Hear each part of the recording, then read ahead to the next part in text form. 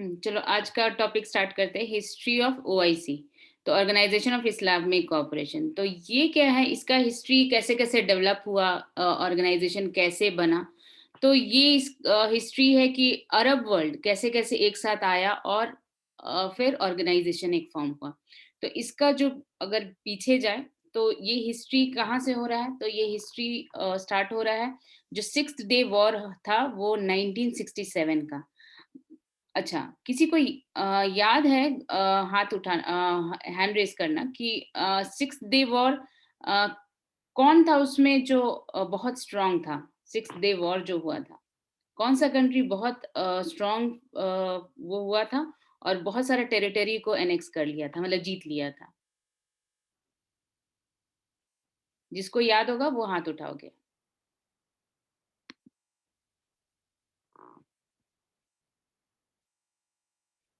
आरती को याद है? हाँ, आरती बोलो।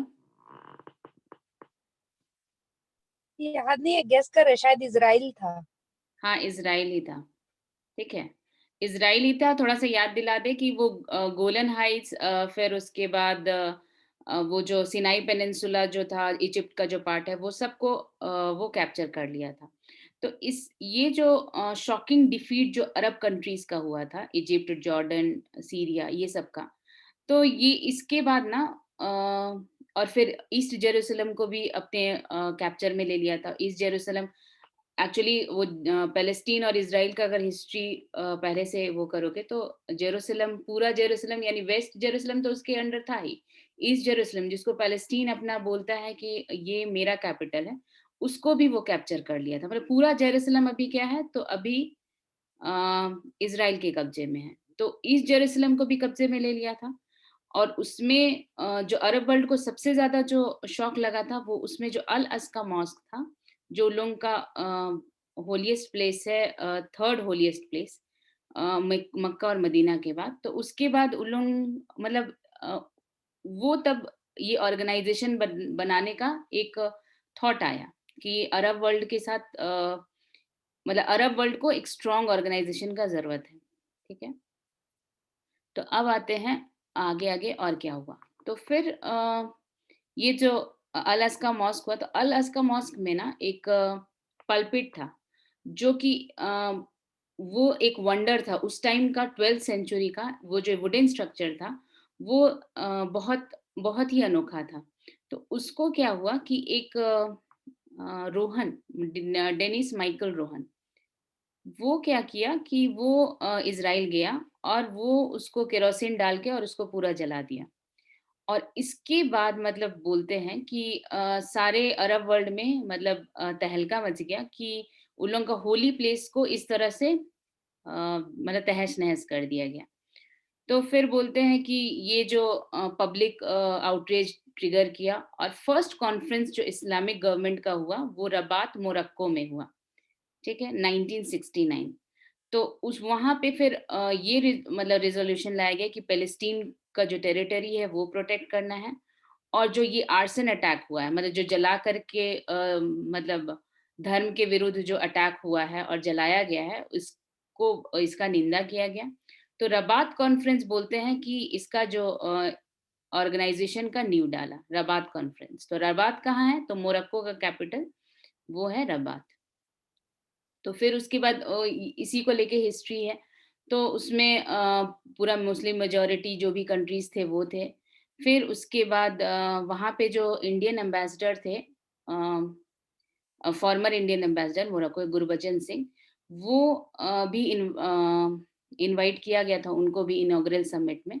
और फिर फ़खरुद्दीन अली अहमद भी रबात पहुँचे।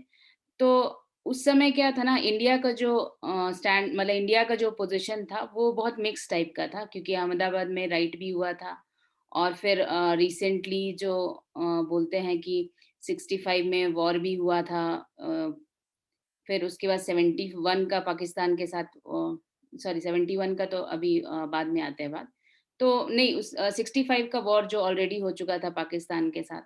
तो ये सब बहुत नया-नया, ताज़ा-ताज़ा ये था, तो इसीलिए उन लोगों का जो इंडिया का जो पोज़ीशन था वो बहुत ज़्यादा वहाँ पे कुछ बोलने लायक नहीं था, ठीक है? ओआईसी में उन लोग गए ज़रूर थे, लेकिन वहाँ पे उन लोगों का कुछ भी बोलने के लिए या कुछ भी स्टैंड लेने के लिए कुछ भी नहीं था। अच्छा, आगे आते हैं कि ऐसे ही इस तरह से पैलेस्टीन मतलब वहाँ पे एक नींव पड़ा। अब पाकिस्तान क्या है ना, पाकिस्तान अपना जो एक स्ट्रॉन्ग करने के लिए वो क्या किया अ, वहाँ पे तो सारे लोग मिले, फिर से हम बात करें, वहाँ पे सारे लोग मिले, कुछ-कुछ बातें हुई, अब कैसे ऑर्गनाइज़ेशन बनेगा वो मतलब पैलेस्टीन को लिबरेट करवाना है, ये सब बात हुआ। फिर उसके बाद अ 4 साल ऐसे बीत गया, 4 साल के दौरान भी बहुत कुछ हो गया। तो 4 साल का इसलिए बोल रहे हैं क्योंकि उसके बाद फिर से लाहौर में हुआ, लेकिन उसके बीच में बहुत सारा बात हो गया। जैसे 1971 का वॉर हो गया, जिसमें कि बांग्लादेश के साथ जो ईस्ट पाकिस्तान है वो। फिर एक यौम किप्पुर वॉर था। यौम किप्पुर वॉर क्या था? 1973 का वॉर था। तो यौम किप्पुर वॉर याद रखोगे, वो जो 1967 का जो इज़राइल का जो 6 डेज़ वॉर था, उसके अगेंस्ट में जो सिनाई पेनिनसुला याद करो, हम क्या बोले इजिप्ट का सिनाई पेनिनसुला ले लिया था, फिर गोलन हाइट्स ले लिया था सीरिया का। तो इजिप्ट, सीरिया ये लोग मिलके ना एक फ्रंट तैयार किए थे और इज़राइल पे अटैक किए थे, ठीक है? तो उस समय भी बहुत हद तक इजिप्ट जो था इज़राइल को पीछे धकेल दिया था, जो जो उन लोगों का पहले से जो बाउंड्री डिसाइडेड था उससे बहुत पीछे ढकेल दिया था। लेकिन इज़राइल क्या किया, ये थोड़ा-सा पढ़ लेना, यम किप्पुर वॉर के बारे में यहाँ डिटेल नहीं दिया हुआ है, जस्ट हम पढ़े थे तो हम डिटेल बता दे रहे हैं थोड़ा-थोड़ा, कि उस समय यम किप्पुर वॉर में क्या हुआ कि इजिप्ट तो वो इज़राइल को बहुत हद तक उसके बाउंड्री से अंदर तक ढकेल दिया था, लेकिन फिर सीरिया वहाँ पे थोड़ा कमज़ोर पड़ गया। तो फिर देखा गया कि कुछ टेरिटरीज़ वो आज़ाद करवा पाया, लेकिन ये सब क्या है, अरब वर्ल्ड में ये सब जो वॉर है, वो एक घाव की तरह दिख रहा है, ठीक है? फिर उसके बाद इस तरह का होता रहा। फिर हुआ लाहौर समिट, जो लाहौर समिट था वो 1974 का लाहौर समिट था, जो ओआईसी जिसमें कि पाकिस्तान, ठीक है? अ मलेशिया और पाकिस्तान, ठीक है? उसमें ज़्यादा ही वो इन्वॉल्व था। तो उसमें बोलते हैं कि जो टुंकू मलेशिया का जो टुंकू अब्दुल रहमान, ठीक है? जो first prime minister of Malaysia थे, वो चाहते थे कि जो अरब वर्ल्ड से जो ये समिट को थोड़ा-सा दूर लेकर के आ जाए, अरब वर्ल्ड से। तो इसीलिए लाहौर में हुआ और लाहौर में वो सबको सोचे कि सबको हम बुलाएँगे। तो उसमें बहुत अच्छा-अच्छा मतलब बहुत अच्छा-अच्छा बात हुआ, बहुत लोग को बुलाया गया। लेकिन बहुत लोग को बुलाया गया तो किसको-किसको बुलाया गया, इवन ज़ुल्फ़िकार अली भुट्टो गवर्नमेंट जो था, वहाँ पे तो था ही। और क्या जैसे कि इंडिया का भी बुलाया गया, फिर उसके बाद ईरान का भी बुलाया गया, फिर यहाँ पे बहुत सारा डिटेल नाम लिखा हुआ है, ठीक है? फिर गद्दाफ़ी, फिर उसके बाद शाह ऑफ ईरान, तो इन लोगों को बुलाया तो गया और बहुत अच्छा-अच्छा ये था, मतलब सबको ही बहुत जैसे क्या बोले, बहुत फ्रेंडली बिहेव कर रहे थे, लेकिन अंदर में बहुत सारा प्रॉब्लम था। कैसे-कैसे प्रॉब्लम था? गद्दाफ़ी को शाह का जो ईरान का शाह था उससे नहीं पटता था और फिर भुट्टो का पर्सनल प्रॉब्लम था शाह के साथ। फिर इंदिरा गांधी का के साथ अलग ही प्रॉब्लम था जो ऑयल ट्रेड्स से लेकर के। तो ये सब होते हुए मतलब कैसे भी ओआईसी का ये हिस्ट्री है, ओआईसी कैसे-कैसे आया और बोलते हैं कि जो यासिर अराफात, जो पैलेस्टीन लिबरेशन ऑर्गनाइज़ेशन का था, वो वो बोले कि Palestine was born in Lahore, मतलब ये एक स्टेटमेंट दिए थे कि पैलेस्टीन जो है, वो लाहौर में उसका जन्म हुआ है। फिर उसके बाद ईरान और इराक वॉर है, तो उसमें ओआईसी क्या मतलब डिवाइड हो गया, इसका एक हिस्ट्री है कि कैसे ओआईसी डिवाइड हुआ, जब ईरान और इराक वॉर हुआ। तो ये सब अब तुम लोग पढ़ लेना, ठीक है? अच्छा, उसके बाद का न्यूज़ है ओआईसी का हिस्ट्री ही है और इसमें इम्पोर्टेंट बात क्या-क्या है कि हाँ, कहाँ-कहाँ वो हुआ और कौन-कौन से कंट्री उसमें पॉलिटिकली इन्वॉल्व थे और किनका-किनका जो उसका फाउंडिंग जो मीटिंग हुआ था, समिट हुआ था, उसमें कौन-कौन इनवाइटी थे। तो वो सब थोड़ा याद रख लेना बस। अच्छा, नेक्स्ट जो है, ये है पाकिस्तान का ब्लास्फेमी लॉ। अच्छा, ये बड़ा अजीब है। तो ब्लास्फेमी लॉ क्या है? तो ब्लास्फेमी लॉ किसी को पता है कि ब्लास्फेमी लॉ क्या है? ब्लास्फेमी मतलब? हाथ उठाओगे जिसको भी याद होगा। मेरे को हाथ दिख नहीं रहा है, हम एक बार देख लें इधर।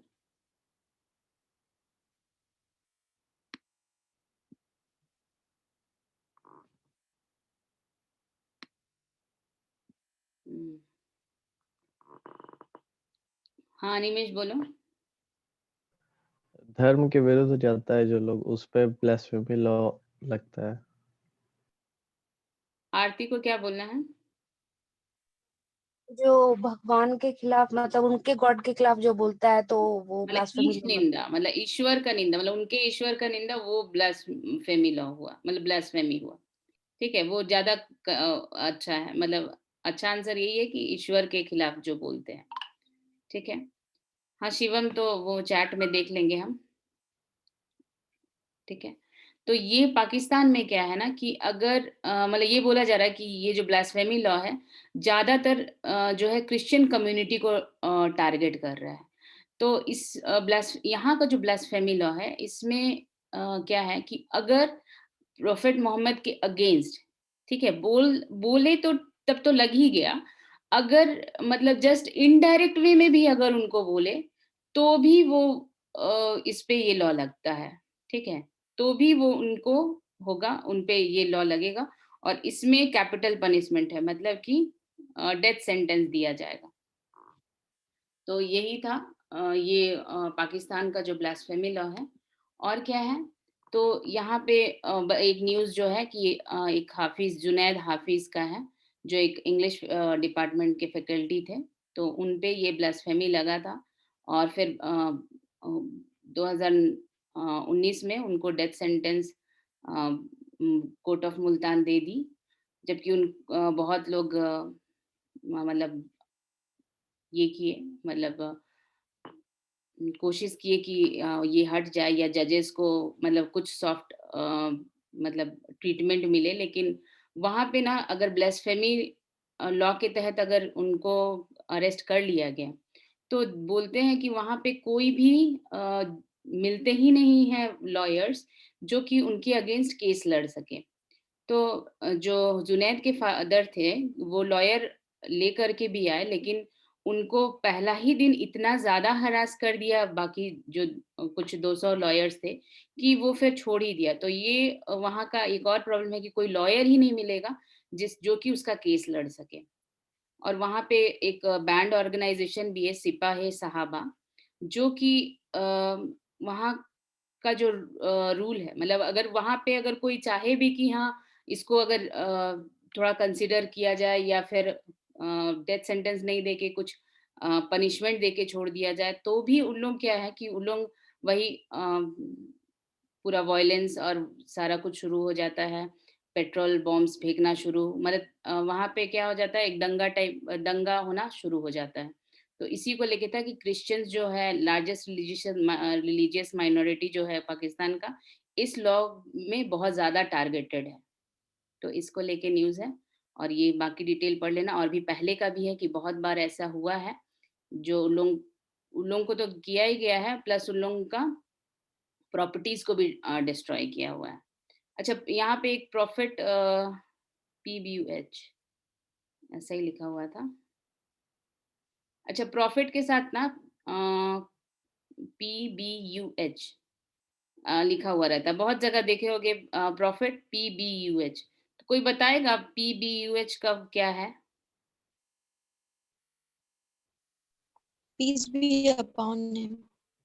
हाँ, पीस बी अपॉन हिम। तो ये मतलब उनके लिए यूज़ किया जाता है।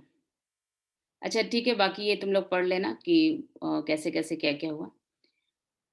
अच्छा, पाकिस्तान का ही न्यूज़ है और एक है habitual rapist could be castrated under the new law. मतलब पाकिस्तान में एक न्यू लॉ है जिसके तहत जो हैबिचुअल रेपिस्ट है उन लोगों को कैस्ट्रेटेड कर दिया जाएगा, मतलब केमिकल कैस्ट्रेशन हो जाएगा उन लोगों का।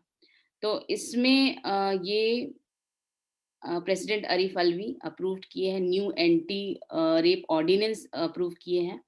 तो इसमें क्या है, इसमें एक बात है कि केमिकल कैस्ट्रेशन वैसे रेपिस्ट को जो हैबिचुअल है उनका किया जाएगा, लेकिन एक और बात भी है कि वो उनसे कंसेंट लेके किया जाएगा और special court for rape trials set किया जाएगा। तो ये तो अजीब सा बात है, कोई भी कंसेंट क्यों देगा कि हाँ कैस्ट्रेशन कर दिया जाए। तो बोला ये जा रहा है कि कंसेप्ट ये है केमिकल कैस्ट्रेशन का कि मतलब ये रिपीटेड जो ऑफेंडर्स है, जो फर्स्ट और रिपीटेड ऑफेंडर्स, उन लोगों को मेनली क्या है, तो एक तरह का रिहैबिलिटेशन है कि उन लोगों को रिहैबिलिटेशन किया जा रहा है। और लेकिन रिहैबिलिटेशन तभी सब्जेक्ट टू देयर कंसेंट, अगर वो कंसेंट नहीं देते हैं तो उनका कैंसलेशन नहीं किया जाएगा। तो ये तुम लोग पढ़ लेना, ये एक और न्यू लॉ था पाकिस्तान का। अच्छा, भूटान पार्लियामेंट, तो भूटान का न्यूज़ है। तो भूटान एक बिल पास की है जिसमें कि होमोसेक्सुअलिटी को डीक्रिमिनलाइज की है, ठीक है। तो इसमें वही है कि पहले था कि होमोसेक्सुअल जो है वो क्रिमिनल ऑफेंस है, अगर वो जो अननेचुरल सेक्स है तो वो क्रिमिनलाइज्ड था, अब उसको डीक्रिमिनलाइज कर दिया गया। अच्छा, एक मोदी जी ट्वीट किए जिससे एक मतलब एक नया कंट्री का नाम मतलब हम लोग सबको पता चला। तो ये कंट्री है, ये है एस्वातिनी, ठीक है। एक्चुअली ये कंट्री नया नहीं है, इसका नाम फर्स्ट टाइम सब कोई अभी सुना। तो ये कैसे आया, तो ये एक्चुअली है क्या, तो अस्वातिनी क्या हुआ कि अस्वातिनी जो है वो एक्चुअली जो स्वाजीलैंड है, ठीक है। स्वाजीलैंड जो कंट्री है, अफ्रीकन कंट्री, उसका रीनेमिंग हुआ है वो अप्रैल 2018 में। वहाँ का जो किंग है मस्वाती 3, वो अनाउंस किया कि हम कंट्री का नाम एक्चुअली इस्वातिनी रखेंगे, ठीक है। ई स्मॉल है लेकिन वो अब उसको प्रोनाउंसिएशन में इस्वातिनी हो जाता है। एक्चुअली स्वातिनी होगा, ई स्मॉल है लेकिन वो इस्वातिनी हो गया। तो वो क्यों चेंज कर रहे हैं, क्योंकि वो बोल रहे हैं कि ये 50 ईयर सेलिब्रेशन हुआ है स्वाजी इंडिपेंडेंस का फ्रॉम ब्रिटिश रूल, और जो किंग है उसका भी 58th बर्थडे है, इसीलिए वो नाम चेंज हो रहा है। तो इसमें बोल रहे हैं कि ये जो एक्सप्लेनेशन दिए हैं किंग कि क्यों चेंज कर रहे हैं, बोल रहे हैं कि बहुत सारा जो कंट्रीज है वो अपना नाम तो चेंज करते हैं, और वो क्या, और एक जो रीजन दे रहे हैं, बोल रहे हैं कि बहुत लोग क्या करते हैं, स्वाजीलैंड को स्विट्जरलैंड से कंफ्यूज कर जाते हैं, इसीलिए हम नाम चेंज करके इसका एस्वातिनी कर दे रहे हैं, ठीक है। फिर हिस्ट्री दिया हुआ है कि बहुत सारा कंट्रीज जो है जो भी ब्रिटिश कॉलोनीज रहे हैं, स्पेनिश कॉलोनीज रहे हैं या फ्रेंच कॉलोनीज रहे हैं, तो बहुत इंडिपेंडेंस के बाद बहुत सारा कंट्री अपना अपना नाम चेंज किए हैं, जो डीकोलोनाइजेशन ऑफ अफ्रीका जो हुआ है उसके बाद। तो जैसे कि यहाँ पे दिया हुआ है कुछ कुछ डिटेल्स, ये सब याद कर लोगे। जो नयासा लैंड है जो सेंट्रल अफ्रीका, उसका नाम मालावी है, जो अब दैट मीन्स कि मालावी जो कंट्री है उसका पहले क्या नाम था, नयासा लैंड। फिर एक रिपब्लिक ऑफ बोत्सवाना है जो कि 1966 में, उसका पहले क्या नाम था, बेचुआना लैंड, ठीक है। जो बोत्सवाना है उसका नाम था बेचुआना लैंड। फिर उसके बाद एक है बुर्किना फासो, तो बुर्किना फासो जिसका नाम पहले क्या था, रिपब्लिक ऑफ अपर वोल्टा, ठीक है। ये सब नाम याद रख लोगे कि किसका पहले क्या नाम था। फिर घाना का पहले क्या नाम था, उसका नाम था गोल्ड कोस्ट। और फिर हम लोग देखें ही हमारे बगल में भी जो बर्मा है वो 1989 में उसका नाम चेंज होकर के म्यांमार हो गया, ठीक है। क्योंकि बर्मीज लैंग्वेज में वो म्यांमार ज्यादा, वो उसका नाम, कंट्री का नाम म्यांमार होता है, तो इसीलिए। तो उसी तरह एत्स्वानी भी हो गया। और वहाँ पे बोल रहे हैं कि ये जो, मतलब कुछ लोग ये बोल रहे हैं कि इसको नाम ये जो राजा है इसका फोकस है कि कंट्री का नाम चेंज करने पे, जबकि और यूनिलैटरली वो चेंज कर ले रहा है और वो उसको अधिकार भी है, इसीलिए वो कर ले रहा है। तो बोलते हैं कि इस पे वो ध्यान दे रहा है उसका ज़्यादा ध्यान होना चाहिए कि कंट्री का इकोनॉमी और अदर जो हेल्थ केयर इश्यूज है उस पे, क्योंकि जो एस्वातिनी, वही जो स्वाजीलैंड, वर्ल्ड का हाईएस्ट HIV एड्स और जो लोअर, और वहाँ पे मतलब वहाँ पे है HIV एड्स का प्रॉब्लम। और क्या है, life expectancy of both men and women सबसे कम है। तो ये सब उसको नहीं पता, मतलब उस पे ध्यान नहीं है। ध्यान किस पे है, तो कंट्री का नाम चेंज करना। और वो बोलते हैं कि वो बहुत लैविश लाइफ जीता है, आराम से 15 वाइफ्स है उसकी, और आराम से वो ऐश का जिंदगी जी रहा है। ठीक है, तो ये था इंटरनेशनल का कुछ जो न्यूज़ बच गया था, ये हम कवर किए। अब आते हैं आज का जो नेशनल न्यूज़ है वो। एक मिनट।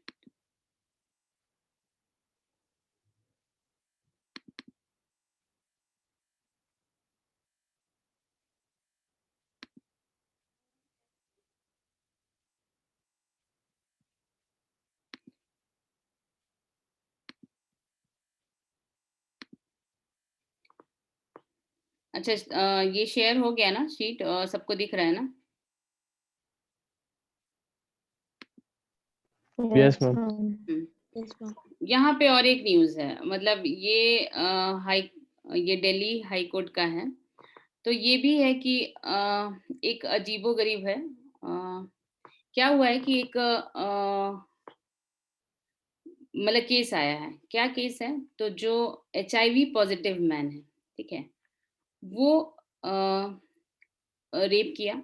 तो जो लोअर कोर्ट है वो उसको क्या की, वो अटेम्प्ट रेप का चार्जेस तो लगा ही लगा, साथ ही अटेम्प्ट टू मर्डर का चार्जेस भी लगाई। तो अटेम्प्ट टू मर्डर का चार्जेस लगाई और उसको 10 साल एडिशनल जो इम्प्रिजनमेंट उसका वो दे दी, सजा दे दी। तो दिल्ली हाई कोर्ट क्या किया, वो बोला कि ठीक है, रेप का चार्जेस तो ठीक है, लेकिन जो अटेम्प्ट टू मर्डर का चार्जेस है वो इसको खारिज कर दिया।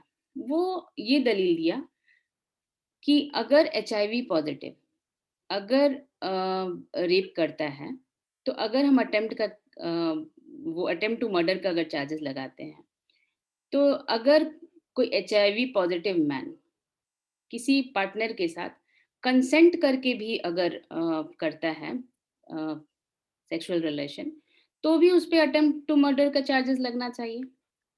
फिर उसके बाद ये बोला कि अटेम्प्ट टू मर्डर का चार्ज, ये जो चार्ज है मर्डर का, जो अटेम्प्ट टू मर्डर का चार्ज, इसमें कंसेंट और नहीं कंसेंट का कोई मतलब ही नहीं है। किसी को कंसेंट दे के बोल सकते क्या कि हाँ मेरा मर्डर कर दो। तो इसीलिए ये बोला कि अगर आप चार्जेस लगा रहे हैं रेप में अटेम्प्ट टू मर्डर का, जो HIV पॉजिटिव है, तो कंसेंट के साथ अगर वो HIV पॉजिटिव आदमी अगर सेक्सुअल रिलेशन करना है, तो उसमें भी अटेम्प्ट टू मर्डर का चार्जेस, क्योंकि एवेंचुअली तो वो भी, जो भी पार्टनर है वो भी तो, उसका भी तो डेथ होने वाला है HIV से।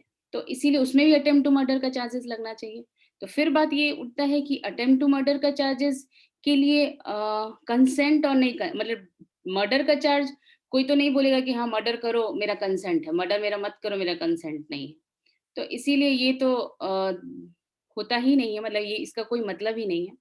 फिर उसके बाद और एक बात क्या आया है सामने, कि अगर जैसे कि कोई भी कंसेंसुअल अगर सेक्स करता है जो HIV पॉजिटिव है, तो फिर उसके बाद कंसेंसुअल किया, तो ये भी हो सकता है कि हाँ वो बाद में तो डेथ होगा उसका। तो क्या ये बोला जाए कि हाँ वो सुइसाइड का उस पे चार्जेस लगेगा कि हाँ, क्योंकि वो तो उसको तो पता था कि इवेंचुअली वो मरने वाला है या मरने वाली है, तो क्या उस पे सुइसाइड का चार्जेस लगेगा? और तो सुइसाइड का चार्जेस लगना चाहिए, और जो अगला है उस पे उसको सुइसाइड करने के लिए वो चार्जेस लगना चाहिए। तो ये सब बात बोल के वो बोला कि नहीं, इसीलिए वो उस पे मर्डर का, अटेम्प्ट टू मर्डर का चार्जेस कोई वैलिड नहीं है, और इसीलिए वो सिर्फ रेप चार्जेस ही उस पे रखा, मतलब रहने दिया है। ठीक है, फिर उसका ट्रायल मतलब पहले का वो 2012 का एक केस यहाँ पे दिखाया है कि जो ट्रायल कोर्ट है वो एक अक्यूज्ड को, जो कि अपना स्टेप डॉटर जो वो स्टेप डॉटर के साथ रेप करने के लिए वो 10 साल का दिया था, और उसका मिसकैरेज करवाया उसके लिए एडिशनल 5 इयर्स, फिर 10 साल और क्योंकि वो अटेम्प्ट टू मर्डर का चार्जेस था, तो ये सब करके 25 साल। तो ये पहले का केस बताया है यहाँ पे। तो इसको अच्छे से पढ़ना, बस वही है। मतलब थोड़ा-सा ये डिटेल मतलब अलग ही टाइप का न्यूज़ है कि एचआईवी पॉज़िटिव है तो अटेम्प्ट टू मर्डर का चार्जेस लगाना। तो दिल्ली हाई कोर्ट ख़ैर वो बोली कि नहीं, अटेम्प्ट टू मर्डर का चार्ज को वो हटा दी है, बाकी सिर्फ़ रेप का चार्जेस लगाई है। ठीक है, आगे। अच्छा, यहाँ पे एक टसल है, ये है सेंटर और स्टेट का। तो सेंटर और स्टेट में ये मतलब अलग ही टाइप का, ये बहुत ही ये आर्टिकल को बहुत अच्छे से पढ़ोगे, इसमें बहुत सारा मतलब टेक्निकल्स है और ये अच्छे से पढ़ोगे तो ही समझ में आएगा। हुआ क्या है कि जो सेंटर है वो 3 आईपीएस ऑफिसर्स को वेस्ट बंगाल में जो डिप्यूटेड थे, उन लोगों को बोली है कि वापस मतलब सेंटर गवर्नमेंट के अंदर में डेपुटेशन के लिए उन लोगों को बुला रही है, ठीक है। तो वो 3 ऑफिसर्स कौन है? तो वो 3 ऑफिसर्स वो है जो कि बीजेपी प्रेसिडेंट जेपी नड्डा जो है, उनका कन्वॉय जो गया था अ, वेस्ट बंगाल डायमंड हार्बर, तो वहाँ पे उनका जो अटैक हुआ था, तो उनका प्रोटेक्शन का जो चार्जेस जो ऑफिसर्स पे था, वो 3 ऑफिसर्स वो हैं। तो वहाँ पे उन लोगों को बोला गया कि आप लोग सेंटर का डेपुटेशन में आ जाने के लिए। लेकिन ममता बनर्जी वो क्या की, वो सीधा-सीधा वो नकार दी है कि नहीं, हम नहीं भेजेंगे, ठीक है। तो इसको डेपुटेशन के लिए कौन बुलाया है? तो यूनियन का होम मिनिस्ट्री वो दिसंबर 11 को बोले कि आप लोग वो तीनों को भेजने के लिए। तो स्टेट गवर्नमेंट अब रिफ्यूज़ कर दी, तो कि तीनों को हम नहीं भेजेंगे सेंट्रल डेपुटेशन के लिए। तो अब बात आता है क्या किसको क्या अधिकार है, ठीक है? मतलब हम लोग को अब ये समझना है कि जो ये सर्विसेज़ हैं, आईएएस, आईपीएस और आईएफएस, तो इनमें उनको किसका बात मानते हैं और इनमें किसका क्या अधिकार है उनको हटाने का, उनका डिप्लॉयमेंट का, तो ये उससे रिलेटेड आर्टिकल है। तो सबको पता होगा कि आईएएस, आईपीएस और आईएफएस जो सर्विसेज़ है, वो सेंट्रल गवर्नमेंट स्टेट गवर्नमेंट को ये ऑफिसर्स को भेजती है, स्टेट गवर्नमेंट मतलब वो उसका एग्ज़ाम तो वो लेती है सेंट्रल गवर्नमेंट, लेकिन वो स्टेट गवर्नमेंट को अलॉट करती है वो सारे ऑफिसर्स को। फिर उसके बाद टाइम टू टाइम वो क्या करती है, उन ऑफिसर्स को सेंट्रल डेपुटेशन के लिए भी बुला सकती है। तो जो बुलाती है तो उसमें क्या है, अलग-अलग अथॉरिटीज़ है, जैसे होम मिनिस्ट्री है जो आईपीएस कैडर को फिर कंट्रोल करती है, फिर department of personal and training for IAS cadre है, फिर ministry of environment, forest and climate change है, जो आईएफएस कैडर के लिए है। तो ये सब डिटेल पढ़ लोगे क्योंकि यूपीएससी ये सब डिटेल बहुत पूछता है, मतलब उसका दिमाग में रहता है। अब आते हैं कि मतलब कैसे क्या होगा? तो ये हुआ कि होम मिनिस्ट्री तो ऑर्डर दे दी, लेकिन स्टेट तो नहीं मानी। तो बोलते हैं कि सेंटर एक्शन ले सकती है सिविल सर्विस ऑफिसर के ऊपर जो स्टेट गवर्नमेंट के ऊपर डिप्लॉयड है, ठीक है। तो लेकिन rule 7 all India services discipline appeal rule 1969 ये बोलता है कि कोई अथॉरिटी जो कि वही अथॉरिटी पेनलाइज कर सकती है या उस पे एक्शन ले सकती है जो उस जहाँ पे वो डिप्लॉयड है। जैसे कि अगर स्टेट गवर्नमेंट में ऑफिसर है, अगर स्टेट गवर्नमेंट से रिलेटेड अफेयर्स वो देख रहा है, तो स्टेट गवर्नमेंट ही उस पे एक्शन ले सकती है, ठीक है? उस पे कंट्रोल स्टेट गवर्नमेंट का ही होगा, ठीक है? ये है। और कोई भी एक्शन जो इस पे होगा, उसमें अगर कोई एक्शन लेना है, तो स्टेट और सेंटर दोनों को एग्री करना होगा, ठीक है? ये सब लिखा हुआ है। For any action to be taken of an officer of all India services, the state and the centre both need to agree, दोनों को एग्री करना होगा, ठीक है? फिर उसके बाद बात आता है कुछ रूल्स है, रूल 61 ये सब डिटेल पढ़ लेना। ये क्या है, इसमें ये बोला है कि अगर स्टेट गवर्नमेंट कॉन्करेंस ना दे कि हाँ हमको मतलब इसका डेपुटेशन से, अगर वो जैसे अभी सेंटर बुला रही है और स्टेट बोल रही है नहीं, तो वो सेंटर उसको उस पे एक्शन ले सकती है कि हाँ हम तुमको नहीं बुलाएंगे, 5 इयर्स के लिए बार कर सकती है कि हाँ तुमको हम नहीं अपॉइंट करेंगे, लेकिन वो स्टेट गवर्नमेंट में पोस्टेड रह सकता है। तो ये सारा डिटेल यहाँ पे दिया हुआ है कि अगर सेंटर बार कर सकती। अच्छा, दूसरा बात होता है कि सेंटर बुला रही है और वो स्टेट गवर्नमेंट नहीं जाने देना चाहती, लेकिन जो ऑफिसर है वो जाना चाहता है, तो वो अगर ज्वाइन कर लिया तो स्टेट गवर्नमेंट अब कुछ नहीं कर सकती। ठीक है, तो इसका भी एक डिटेल है यहाँ पे, जो एक बार हुआ था अर्चना रामसुंदरम, जो तमिलनाडु ऑफिसर है, जिसको सीबीआई में डिप्यूशन मिल रहा था 2014 में, और स्टेट गवर्नमेंट उसको रिलीज करने से मना कर दी, लेकिन वो स्टेट गवर्नमेंट का बात नहीं माना और वो मतलब नहीं मानी और वो चले गई। तो वो भले सस्पेंड कर दिया, लेकिन ऑलरेडी वो सीबीआई ज्वाइन कर ली थी, तो इसीलिए वो कोई प्रॉब्लम नहीं हुआ। तो ये बहुत अच्छे से पढ़ लोगे कि हाँ किसके अंदर क्या डिटेल्ड है। तो इसका कंक्रीट ये बोले कि स्टेट गवर्नमेंट में अगर डिप्लॉयड है कोई ऑफिसर, तो उसको उस पे स्टेट गवर्नमेंट का अधिकार है। वो स्टेट गवर्नमेंट उसका डेपुटेशन, जो अगर ऑफिसर चाहे सेंटर में जाना, वो ऑफिसर का मर्जी के साथ साथ स्टेट गवर्नमेंट और सेंटर गवर्नमेंट का मर्जी का जरूरत है। और अगर सेंटर गवर्नमेंट चाहती है और ऑफिसर भी चाहता है तो वो जा सकता है, अगर स्टेट गवर्नमेंट ना चाहे तो भी। लेकिन क्या है कि वो फिर स्टेट गवर्नमेंट उसको डिबार कर सकती है, वैसे वैसे ही है। फिर इसी तरह सेंट्रल गवर्नमेंट भी, अगर ये नहीं जा रहे ये 3 ऑफिसर, तो सेंट्रल गवर्नमेंट क्या करेगी, 5 साल के लिए डिबार्ड ही कर देगी, उसको कोई भी ऑफर नहीं देगी कि हाँ तुम सेंट्रल डेपुटेशन में आओ। तो ये सारा न्यूज़ है, ये ममता बनर्जी और सेंटर का जो ये है। ठीक है, तो ये पढ़ लेना बाकी जो है। अच्छा, आगे आगे ये न्यूज़ है कैपिटल रीमेक। तो अभी राष्ट्रपति भवन का रीमेक हो रहा है, ठीक है, जो कि अच्छा ये याद रखना, राष्ट्रपति भवन जो है, Rashtrapati Bhavan to India gate, उसको सेंट्रल विस्टा बोलते हैं। तो इसमें अभी क्या हुआ है, अभी इसका फाउंडेशन स्टोन पीएम मोदी तो रख तो दिए हैं, लेकिन इसमें ये अभी इसका कंस्ट्रक्शन वर्क स्टार्ट नहीं होगा। क्यों नहीं होगा? क्योंकि सुप्रीम कोर्ट ये सुप्रीम कोर्ट में इस केस पेंडिंग है, मतलब इस प्रोजेक्ट को लेकर के। क्यों ये प्रोजेक्ट, अच्छा फिर से आते हैं।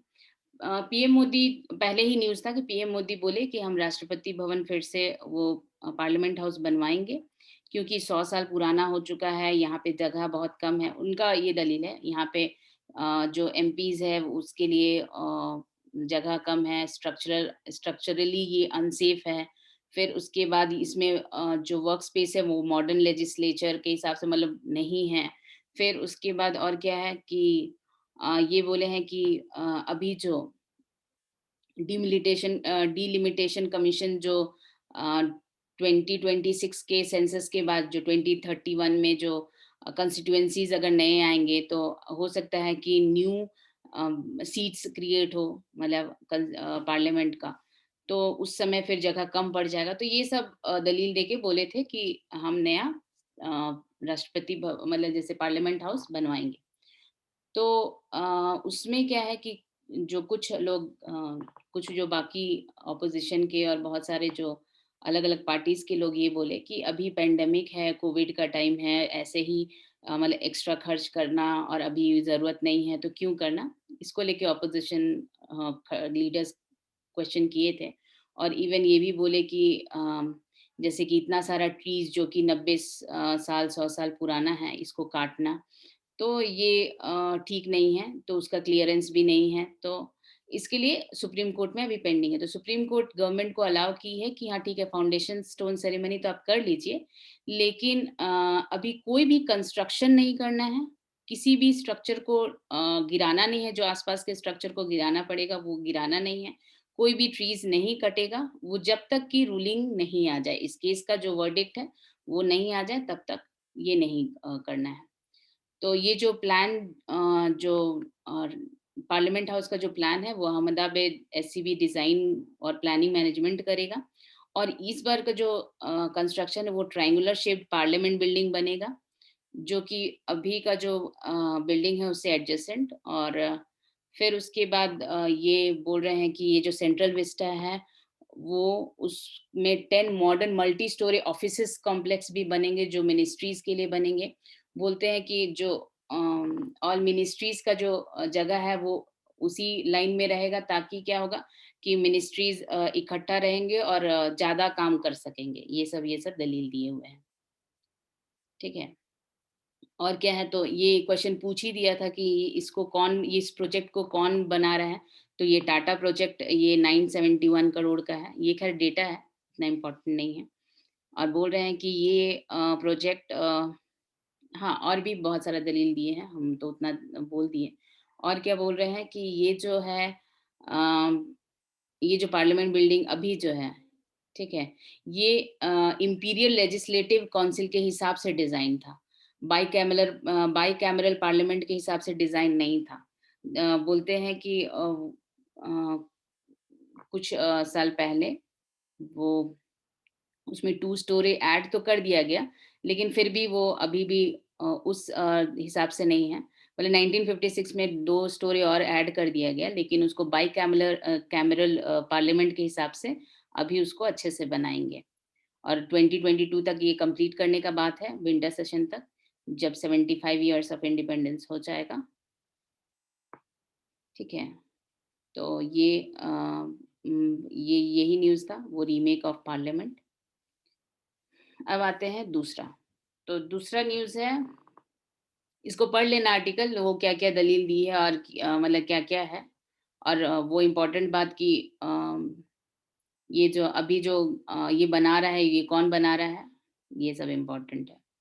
अच्छा आगे, एक है एनआरआईज़। अच्छा, इससे पहले थोड़ा क्वेश्चन पूछ ले, सर बहुत बार क्वेश्चन पूछे हैं। प्रॉक्सी वोटिंग क्या होता है, कोई बताएगा? मतलब हम हैंड रेज़ करो जिसको आता है। Proxy voting. शिवम आंसर लिख दो, हम पढ़ लेंगे। फिर उसके बाद अनिमेश आरती। अच्छा अनिमेश बताओ। किसी के बदले वोट करना। अच्छा शिवम का आंसर आया होगा, देखते हैं।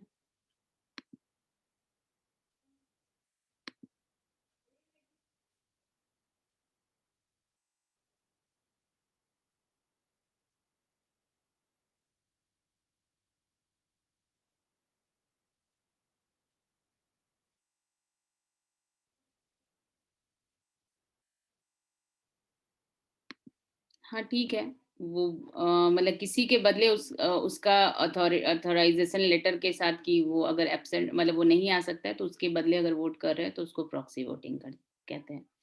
अच्छा अभी जो न्यूज़ है ये है एनआरआईज को शायद, ठीक है, पोस्टल वोटिंग राइट मिल जाएगा। ठीक है, तो अभी पोस्टल वोटिंग राइट्स किसको है, किसी को पता है? हाँ शिवम कुछ बोल रहे हो? अच्छा हम देख लेते हैं, शिवम को कुछ बोलना है तो। इंडिया मिलिट्री, हाँ ठीक है। हाँ अनिमेश बोलो। Defence personnels. हाँ डिफेंस मिलिट्री पर्सनल जो कि वो जो नहीं है अपने जगह, मतलब अपने कंस्टिट्यूएंसी या नहीं पहुंच पाते हैं, तो उन लोगों को मिलता है वो पोस्टल बैलेट। हाँ शिवम कुछ बोल रहे हो? अच्छा वो तो हैंड रेज है। अच्छा हम 1 मिनट देख ले रहे हैं चैट में, कोई चैट तो कुछ नहीं लिखा हुआ है। अच्छा ठीक है, तो इसका न्यूज़ ये है कि एनआरआईज को भी शायद मिलेगा। तो इलेक्शन कमीशन ऑफ इंडिया, ये बहुत डिटेल में ये न्यूज़ है, ये अच्छे से एक बार हम तो अभी डिस्कस कर ही रहे हैं, लेकिन तुम लोग अच्छे से पढ़ोगे। ये क्या है, election commission of India law ministry को वो प्रपोज किया है कि पोस्टल बैलेट जो है ओवरसीज और एनआरआईज को भी मिलना चाहिए। क्योंकि असेंबली इलेक्शन आ रहा है असम, केरला, पुदुचेरी, तमिलनाडु और वेस्ट बंगाल में 2021 में। तो ये ईसीआई जो बोला है वो प्रपोज किया है कि अमेंड किसको करना है, तो कंडक्ट ऑफ इलेक्शन रूल्स 1961। ठीक है, तो उन लोगों को अलाउ करने के लिए क्या अमेंड होगा, तो कंडक्ट ऑफ इलेक्शन रूल्स 1961 को अमेंड करना होगा। ठीक है, तो अभी जो ये जो सर्विस अलाउड है, ये है आर्म्ड फोर्सेस को, और member of forces provision army में जो भी है उन लोगों को एप्लीकेबल है, उन लोगों को मिलता है। ठीक है, तो कैसे मिलता है? तो उन लोगों को क्या किया जाता है कि वो पोस्टल बैलेट मेल से भेज दिया जाता है। उन लोग वहाँ पे उसको डाउनलोड कर लेते हैं। वहाँ पे फिर एक अच्छा, हम उसका बता रहे हैं कैसे-कैसे वो काम होता है पोस्टल बैलेट से।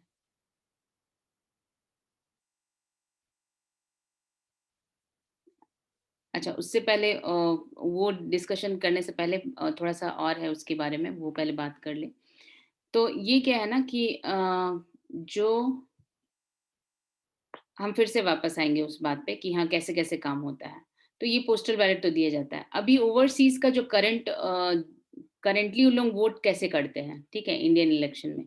तो उन लोग क्या है कि 2010 से पहले जो भी इंडियन सिटिज़न्स थे, वो जो बाहर रहते थे, ठीक है, मोर देन 6 मंथ्स, ठीक है, उन लोगों को वोट करने का परमिशन नहीं होता था, ठीक है। एनआरआईज़ का नाम, और एनआरआईज़ भी नहीं कर सकते थे जो एट अ स्ट्रेच 6 मंथ से ज़्यादा बाहर रहते थे। तो ये अमेंड किया गया representation of peoples amendment act 2010।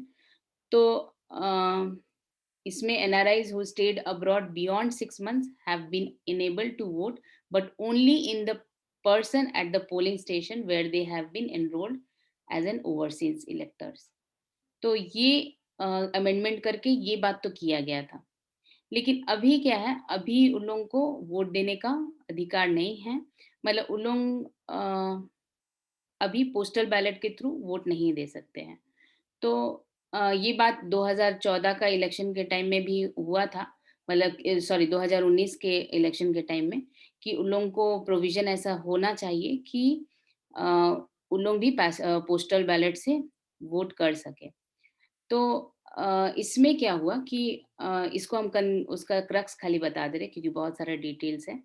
Election commission पहले बोला था ना कि पोस्टल बैलेट भेजा जाए, तो बोला गया था कि कुछ पायलट बेसिस पे उन कंट्रीज़ को भेजा जाए जहाँ जो नॉन गल्फ कंट्रीज़ है, ठीक है?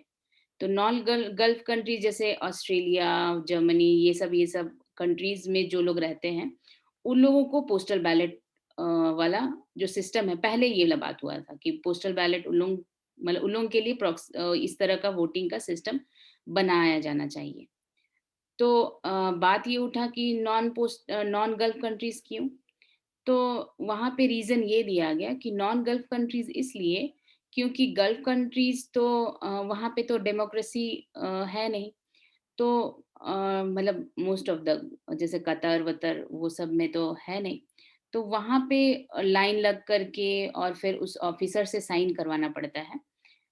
ठीक है, डाउनलोड करके वहाँ पे जो उनके ऑफ़िसर हैं, ऑफ़िसर इंचार्ज उनसे अटेस्टेड करवाना पड़ता है, मतलब वहाँ पे एक डेज़िग्नेटेड कोई ऑफ़िसर होंगे, उनसे अटेस्टेड करवा करके फिर उनको उस बैलेट पेपर को डिक्लेरेशन के साथ सील्ड एनवेलप में फिर वापस भेजा मतलब डिस्पैच किया जाता है।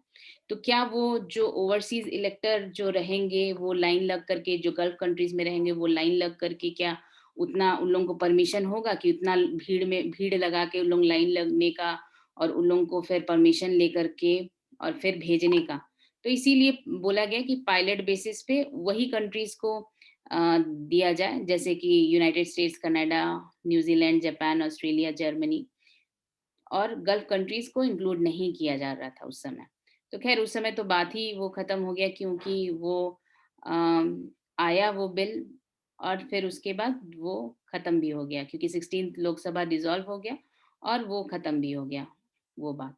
तो अभी क्या हुआ कि अभी जो ईसीआई बोली है कि पोस्टल बैलेट वाला बात, तो अभी ये बोली है कि इसमें गल्फ और नॉन गल्फ कंट्रीज़ का कोई बात ही नहीं है। इसमें सारे कंट्रीज़ इंक्लूडेड है मतलब ये लेकिन इसमें बात ये है कि एक बनाना पड़ेगा एक पहले क्लियर करना पड़ेगा कि कितने सिटिज़न्स ओवरसीज़ सिटिज़न्स कौन से कंट्री में रहते हैं, ठीक है? ये इसका डिटेल होना चाहिए कि जैसे जर्मनी में कितने लोग रहते हैं, कतर में कितने लोग रहते हैं, सऊदी अरेबिया में कितने लोग रहते हैं, ये सब का डिटेल होना चाहिए। पहले उसका डिटेल होना चाहिए, कौन से स्टेट में से कितने लोग बाहर गए हैं, जैसे महाराष्ट्र से कितने लोग हैं, केरल से कितने लोग हैं। तो ये सारा डिटेल होने के बाद फिर ये करना है। तो ये तुम लोग पढ़ लेना, ये अच्छा न्यूज़ है। इसमें ये भी है कि हाँ, और एक बात है, जो electronically transmitted postal ballot system इसको बोलते हैं। तो इसमें ये भी बात है कि ये बोला गया है कि पोस्टल बैलेट को रिटर्निंग ऑफिसर के पास 8 बजे, जिस दिन काउंटिंग है उसका 8 बजे तक पहुंच जाना चाहिए। ये डिटेल्ड है, तो ये तुम लोग पढ़ लेना। अब आगे,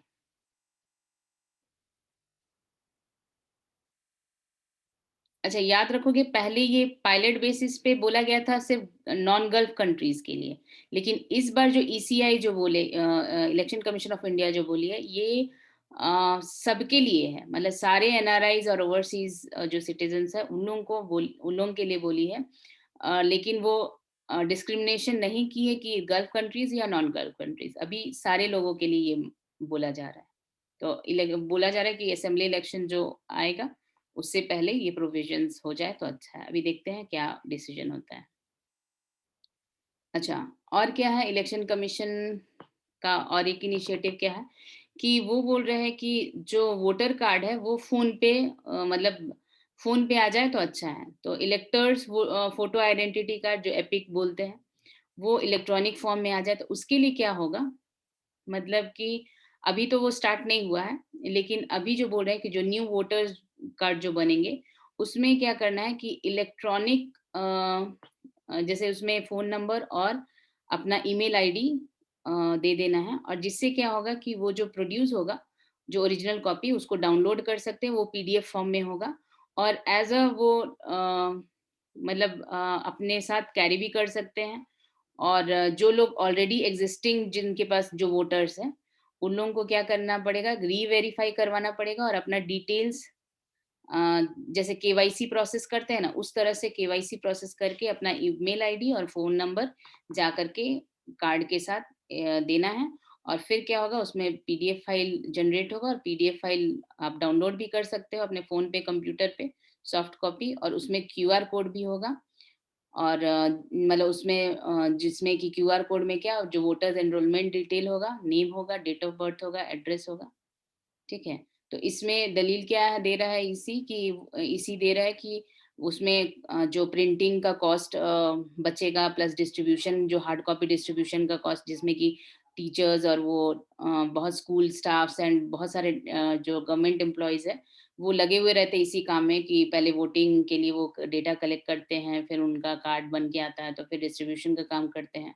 तो ये सब टाइम भी सेव होगा और टाइम एंड मनी दोनों सेव होगा। तो इसीलिए, लेकिन अभी अप्रूव नहीं हुआ है, जस्ट एक प्रपोजल ही है। अभी देखते हैं कमीशन क्या डिसाइड करती है। तो ये chief election commissioner Sunil Arora, election commissioners Sushil Chandra और राजीव कुमार, तो अभी कंसिडर कर रहे हैं कि 2021 से पहले ये मतलब हो जाए इलेक्ट्रॉनिक, मतलब क्या बोल रहे हैं, डिजिटल फॉर्म में वोटर कार्ड मिल जाए। अच्छा, पार्लियामेंट विंटर सेशन कैंसिल हो गया, तो विंटर सेशन कोई बताएगा क्यों कैंसिल हो गया? हाथ उठाओ जिसको पता है।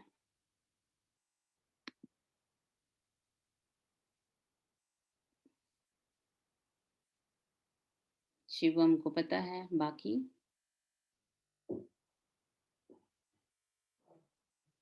सिर्फ शिवम को। ये क्वेश्चन नहीं सुनाई दिया। बोल रहे कि विंटर सेशन क्यों, मतलब क्या रीजन दे रहे हैं विंटर सेशन कैंसिल करने के लिए? गवर्नमेंट तो कुछ रीजन दे रही है, क्या रीजन दे रही है? आरती और शिवम, ठीक है आरती बोलो, शिवम तो मैसेज कर देगी। कोविड का ही रीजन दी होगी। हाँ, वही पेंडेमिक का ही मेन रीजन वही है कि अभी पेंडेमिक है और इसीलिए वो, नहीं कर रहे हैं। ठीक है, वो बहुत जायज़ सा बात है कि वही रीजन दी है। तो विंटर सीजन का वही बोली है कि ऑनगोइंग पेंडेमिक है, इसीलिए हम लोग ये सोचे हैं कि नहीं करने के लिए। तो अच्छा, इसमें कुछ डिटेल दिया हुआ है कि किसको पावर है। अच्छा, ये तुम लोग बहुत पढ़े हो पॉलिटी में। ये बताओ कि सेशन को समन करने का अधिकार किसको है? देखिए कौन-कौन बोल रहा है। हाँ, आकांक्षा बोलो। प्रेसिडेंट। अच्छा, किसी को आर्टिकल भी पता है क्या? हाथ उठाओ अगर किसी को पता है तो। अच्छा, आरती का हाथ उठा है। हाँ, आरती बोलो। हाँ, आरती बोलो।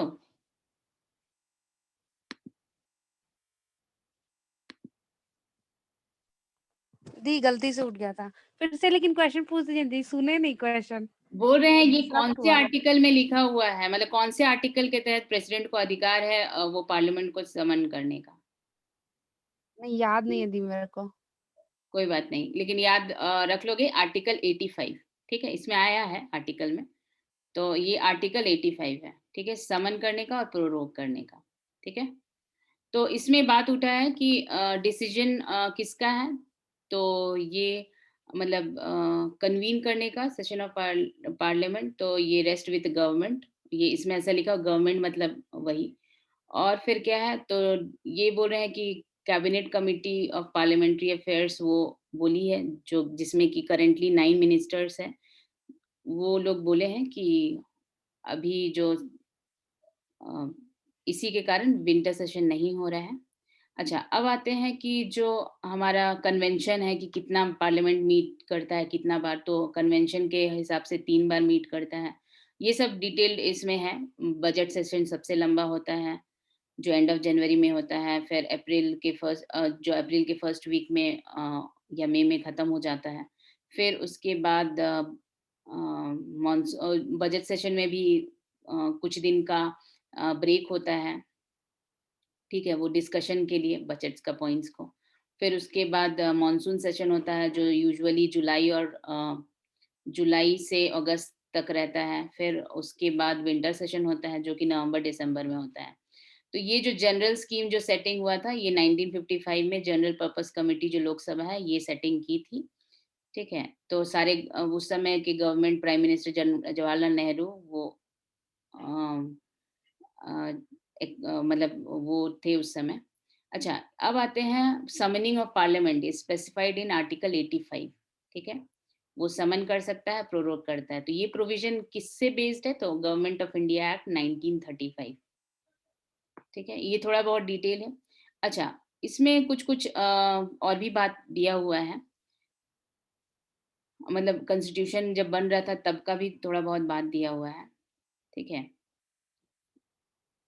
अच्छा, जो कुछ डिबेट्स हुए थे, ठीक है? कि कितना लंबा होना चाहिए सेशन, फिर कितना नंबर ऑफ डेज़ एटलीस्ट बैठना चाहिए, और जो ये पार्लियामेंट को कन्वीन करने का पावर किसके पास होना चाहिए, तो ये सब डिटेल दिया हुआ है।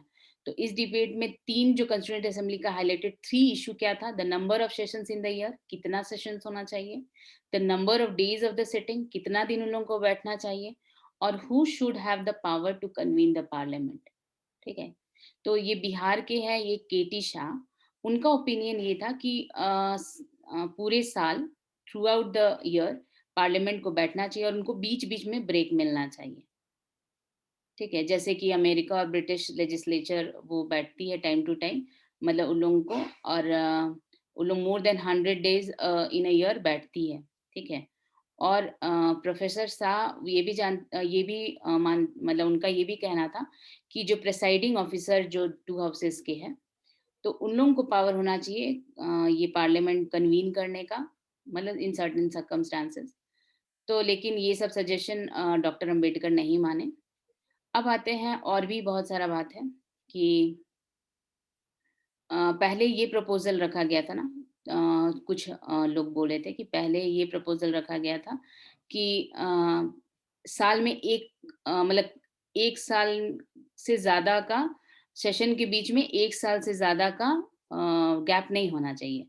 फिर बाद में आया कि नहीं, 6 महीना से ज़्यादा का गैप नहीं होना चाहिए। ठीक है? तो ये पढ़ लेना, ये तुम लोग को समझ में आ जाएगा। फिर आते हैं कि हम लोग का जो पार्लियामेंट्रियन जो बैठते हैं वो कितने दिन के लिए बैठते हैं, तो देखा गया ओवर द इयर्स ये डिक्लाइन ही होता चला जा रहा है। ठीक है, तो पहले जो लोकसभा था वो एवरेज 120 डेज बैठता, मतलब 120 डेज वो लोग बैठते थे।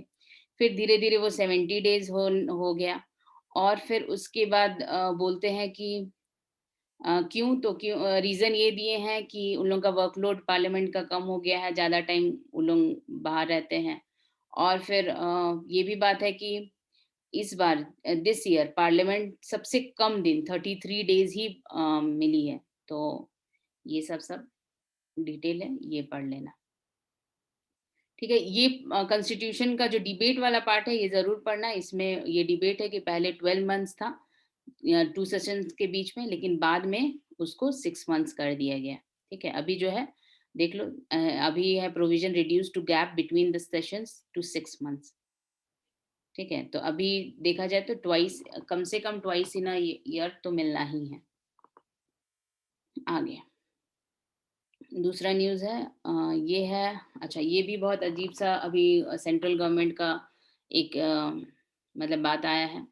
तो इसमें क्या है, जो आर्टिस्ट है, ठीक है, बहुत सारे आर्टिस्ट को ना गवर्नमेंट अकोमोडेशन देती है, तो वो उनको देती है, मतलब वो हमेशा के लिए ही हो जाता है उनका। ठीक है, तो अभी उन लोगों को नोटिस भेजा गया है। तो नोटिस भेजा गया है क्या कि या तो आप खाली कीजिए, और नहीं तो कुछ उन लोगों का बिल बढ़ करके हो गया है 32 करोड़ रुपीस। ठीक है, तो या तो वो भरिए।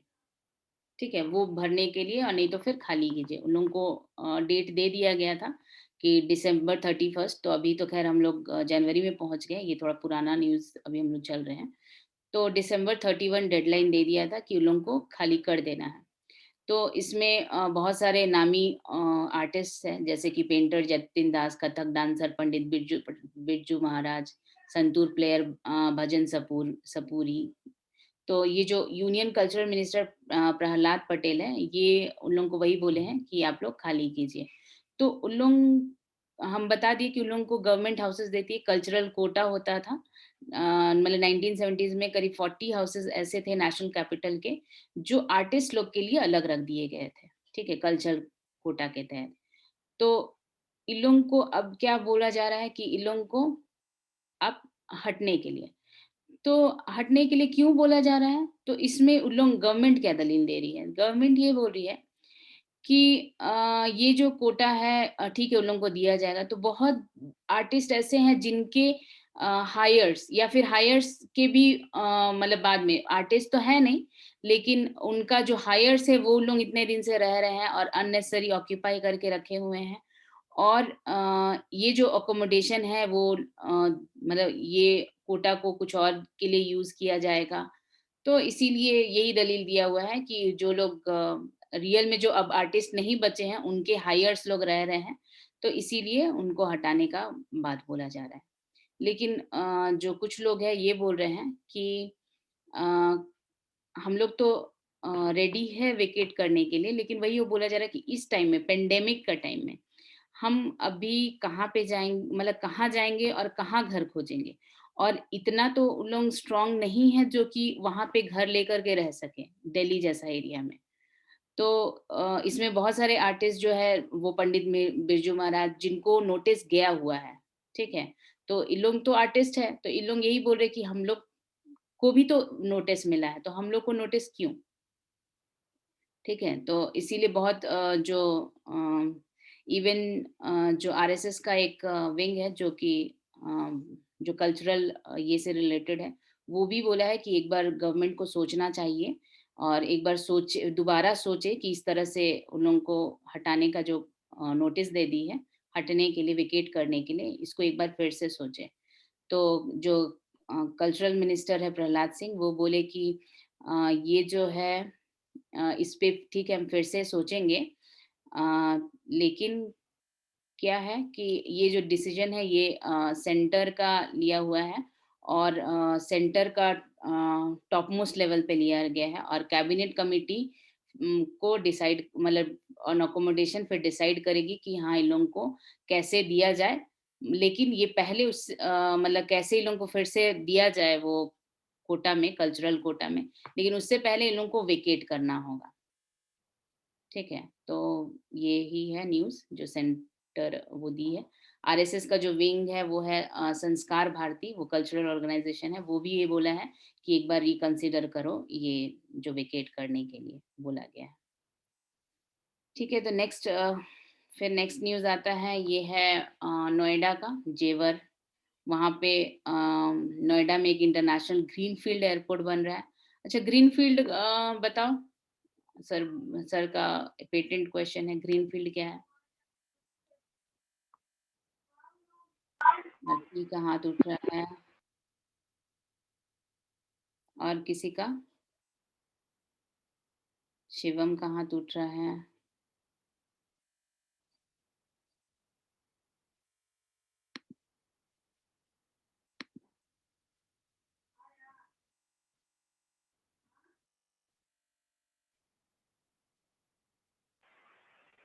एकदम नए जगह से प्रोजेक्ट स्टार्ट करना है। ठीक है, आरती बोलो। कि बिल्कुल नए से अगर कोई प्रोजेक्ट करते हैं तो उसे ग्रीनफील्ड बोलते हैं। हाँ, एकदम नया जो प्रोजेक्ट होता है, ठीक है, हाँ ठीक है, नए जगह पे नया प्रोजेक्ट जो होता है उसको ग्रीनफील्ड। तो एक ग्रीनफील्ड ये एयरपोर्ट, इंटरनेशनल एयरपोर्ट खुल रहा है, जो कि जेवर, नोएडा जेवर में, ठीक है, जेवार बोलो या जेवर बोलो, ठीक है, यहाँ पे। और एयरपोर्ट का वो स्टेट बर्ड है सारस, क्रेन जो है उसका लोगो है। तो इसमें बताने के लिए कुछ भी नहीं, खाली ये बताना है कि ये जो प्रोजेक्ट है ये पहले भी प्रपोज्ड था, लेकिन जो सेंटर और स्टेट का बहुत टसल की वजह से ये रह जा रहा था हर बार। और ये बोल रहे हैं कि इंटरनेशनल एयरपोर्ट जो दिल्ली है, Indira Gandhi airport, international airport, उसका जो क्राउड है उसको थोड़ा सा बांटेगा। तो ये बस ये तुम लोग के पढ़ने का न्यूज़ है, ये ज़्यादा कुछ बोलना नहीं इसमें। फिर आते हैं एक मेट्रो फर्स्ट ड्राइवरलेस ट्रेन, ठीक है, वो मेजेंटा लाइन में वो कर रही है। अच्छा, कोई कुछ बोल रहा है क्या?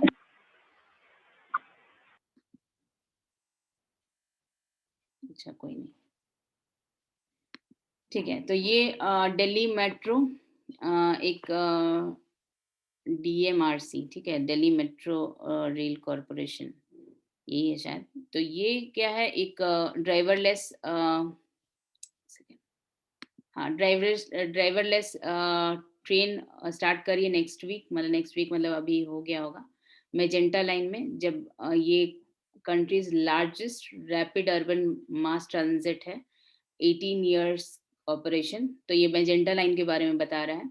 और ये क्या बोल रहे हैं कि ये मेजेंटा लाइन और एक पिंक लाइन, ठीक है, ये दोनों में ही स्टार्ट होगा। जो पिंक लाइन है 58 किलोमीटर लॉन्ग पिंक लाइन है, जो मजलिस पार्क और शिव विहार को कनेक्ट करता है। और जो मजेंटा लाइन है वो है 38 किलोमीटर, जो कि जनकपुरी वेस्ट और नोएडा बोटेनिकल गार्डन को कनेक्ट करता है। तो इसमें क्या है कि अच्छा, ये पहले भी था कि ड्राइवरलेस, मतलब पहले क्या था ना कि बहुत सारा जो ऑटोमेटेड वो स्विचेस थे, ठीक है, मेट्रो में, लेकिन फिर भी वहाँ पे एक ड्राइवर ऑन बोर्ड रहता था, ठीक है, उसको बहुत कुछ नहीं करना पड़ता था, खाली वो क्लोजिंग डोर और वो सब ही करता था, बाकी ऑटोमेटेड सिस्टम था, लेकिन फिर भी ड्राइवरलेस नहीं था, ठीक है। लेकिन अभी जो बात हो रहा है ये ड्राइवरलेस का बात हो रहा है कि ड्राइवर रहेगा ही नहीं। और ये बोल रहे हैं कि ये डीएमआरसी का मेट्रो रेलवे जनरल रूल्स है, जिसमें कि ड्राइवरलेस ट्रेन ऑपरेशन पॉसिबल है, लेकिन इसके लिए अटेंड, मतलब वहाँ पे एक अटेंडेंट्स होंगे जो इंटरवीन करेंगे इन केस ऑफ इमरजेंसी, ठीक है। ड्राइवरलेस ट्रेन चलेगा, लेकिन वहाँ पे अटेंडेंट भी होंगे जो कि इमरजेंसी के टाइम में इंटरवीन करेंगे, ठीक है। तो ये था न्यूज़। अब आ जाते हैं, एक न्यूज़ है गुजरात का, ठीक है। ये 107 साल पुराना रेलवे लाइन है, जो कि बिलीमोरा वघाई लाइन, ठीक है, ये 107 साल पुराना क्या जगह है, बिलीमोरा वघाई। ये है गायकवाड़ बड़ौदा स्टेट रेलवे, जीबीएसआर। ये गुजरात में नैरो गॉज रूट है, ठीक है। तो इसको क्या कर रहे हैं, इसको बोल रहे हैं कि मतलब बंद करने का बात कर रहे हैं, ठीक है। तो इसके लिए मतलब इसके लिए बहुत सारे leaders, political leaders campaign start कर दिए हैं। तो क्यों? क्योंकि इसके पीछे हिस्ट्री बहुत ज़्यादा है। मतलब हिस्ट्री क्या है?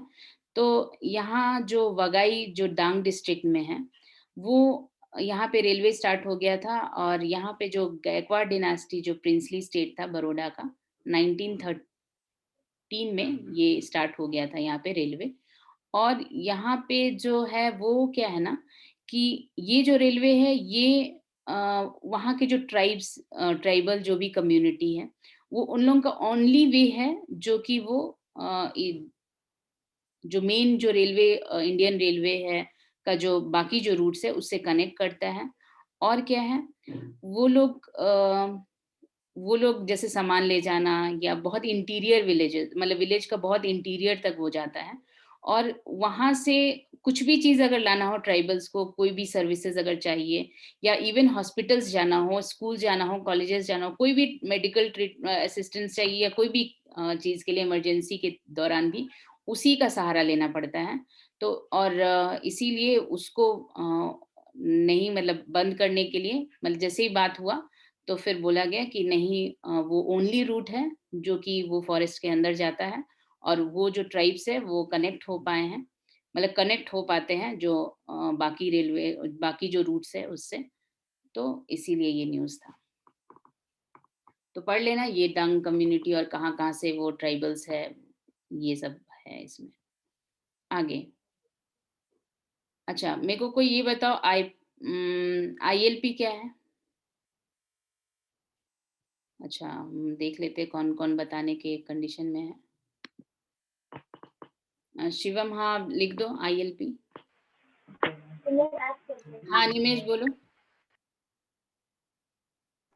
Inner line permit. अच्छा, ये भी बताओ क्योंकि ये इसका न्यूज़ बहुत पहले आया हुआ है, तो ये अभी कौन-कौन से स्टेट में है इनर लाइन परमिट? कौन-कौन से स्टेट को मिला हुआ है? 7 सिस्टर स्टेट्स जो है। सबको मिला हुआ है? ऐसा है क्या? तब ठीक से याद नहीं। हाँ, आरती बोलो। नागालैंड को मिला है, अरुणाचल प्रदेश को मिला है हुँ। और पता नहीं मणिपुर को शायद है। अरुणाचल प्रदेश, मणिपुर, मिजोरम और नागालैंड, ठीक है? और कुछ जो एरिया था वो मेघालय और कुछ का एरिया को मिला हुआ था। तो अच्छा, अब बात आते हैं ये न्यूज़ क्या है? तो न्यूज़ के बारे में बताएँ। तो न्यूज़ क्या है ना कि एक प्रेशर ग्रुप है मेघालय में जो कि प्राइम मिनिस्टर नरेंद्र मोदी को ये पिटीशन दी है। किस लिए? For implementation of inner line permit. ये स्टेट में मतलब पूरा स्टेट में ये देने के लिए और जो सीएए उसको स्क्रैप करने के लिए, ठीक है? तो ये सीएए क्यों स्क्रैप करने के लिए बोला होगा? कोई बताएगा? कोई बताएगा तो हम पहले हाथ देख लें कौन-कौन बताने के कंडीशन में है। हाँ, शिवम लिख दो, हम देख लेंगे। बाकी और कोई? शिवम का तो हाथ उठा हुआ है।